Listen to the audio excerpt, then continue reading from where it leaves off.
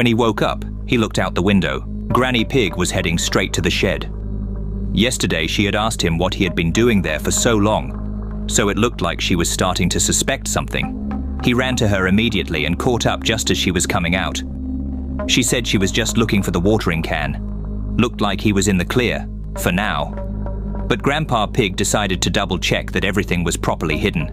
That's when he discovered small pieces of George stuck between the blades of his lawnmower.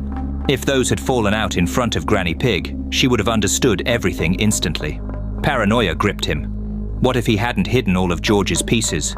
There was only one way to find out. He stitched together all the parts of George, his own grandson. Oh, that was actually left in the trash bag by Peppa. And as it turned out, he had been right. Some of George's body and organs were missing. He sat for a long time thinking about it.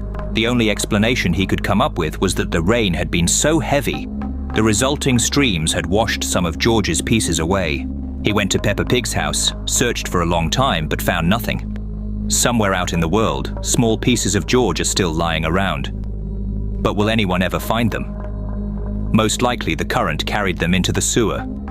He needed to make sure the remaining parts were hidden. They had to be buried in the forest. Hello, Grandpa Pig speaking. Grandpa, I saw you walking near our house.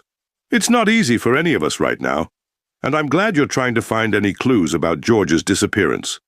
You know, the police said they want to talk to you. They said they'll come by tomorrow. Panic took over him. He had to get to the forest immediately. He packed a small supply of food and water. He wanted to take the remains as far as possible. He set off into the woods. The journey was long. He spent the entire day walking, going so far that his legs could no longer carry him. He didn't know this area, didn't know where he was. He was so exhausted that he couldn't even dig a hole. He laid out a place to sleep, thinking that in the morning he would have the strength to bury that black bag. But when he woke up, he found that the bag had been torn open. He hadn't thought about wild animals. Lizards and owls had picked up George's scent and carried him off piece by piece. His whole plan had failed. There was nothing he could do now. He walked in a random direction and soon ended up back at his own house. Turns out, he had walked in a circle while wandering through the forest, and he made it just in time for the meeting with the police. It was a long interview. They asked him about every detail, where he had been, what he had done.